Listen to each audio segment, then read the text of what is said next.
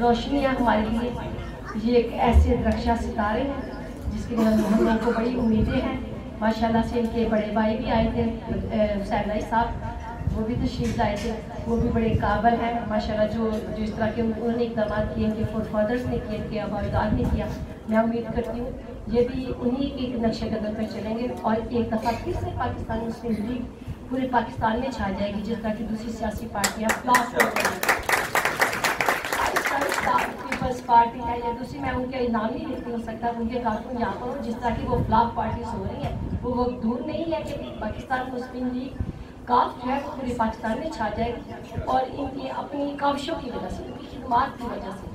और मेरी दुआ इनके साथ है, मैं इनकी वेल विशर, मैं इनको सपोर्ट करती हूँ कि इंशाअल्लाह ताला मैं बहुत जल्दी इनको अपने पाकिस्तान के पार्लियामेंट में देखूँ।